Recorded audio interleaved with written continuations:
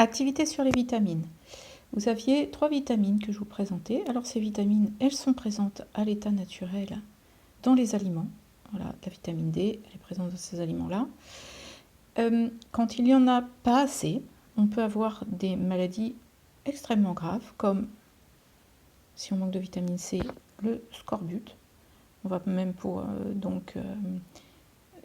fatigue, douleur, hématome, saignement spontané, on peut avoir le décès. C'est ce qui arrivait beaucoup sur les bateaux quand ils partaient très loin et qu'il n'y avait pas de denrées fraîches.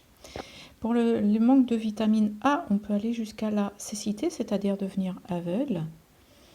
Et puis, si on manque de vitamine D, on peut devenir, il peut y avoir des problèmes de rachitisme. Et puis, donc, les os vont devenir beaucoup moins solides. Donc ça, c'était des petites activités. Et donc, on voit bien que notre alimentation est extrêmement importante. Il faut avoir un petit peu plein de choses, donc des fruits et légumes, du pain, des céréales, des produits sucrés, des matières grasses, un petit peu ce qu'on avait fait lorsqu'on avait fait l'opération petit déjeuner avec l'infirmière. Vous aviez vu tout ça. Donc passons un petit peu sur le cours. Vous aviez ça, donc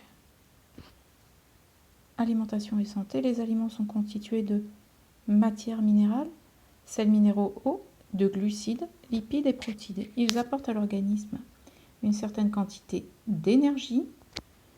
Les apports nutritionnels sont fragmentés en 4 repas journaliers en ce moment, ici en France en tous les cas. Les besoins d'énergie dépendent de la taille, de l'âge, de l'activité, des conditions climatiques et du sexe. Évidemment, en plein mois de juillet, vous n'avez pas envie de manger une tartiflette.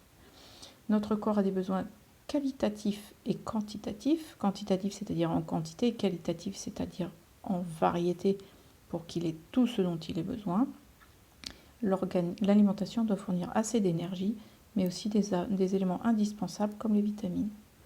Des apports trop importants ou insuffisants entraînent des maladies, obésité, maladies cardiovasculaires, carences. Aussi, les régimes alimentaires doivent être adaptés et les aliments variés.